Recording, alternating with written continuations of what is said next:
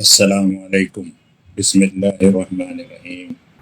चूँकि जो ये स्टडी सेंटर हमारा है ये मुस्लिम मेजॉरिटी एरिया में है, मतलब एक शहर ही है, मतलब मुस्लिम ज़्यादा है यहाँ पे, लेकिन इसमें मुस्लिम बच्चे ज़्यादा आते हैं। 90% मुस्लिम बच्चे हैं और तकरीबन 10-20% गैर मुस्लिम बच्चे आते हैं।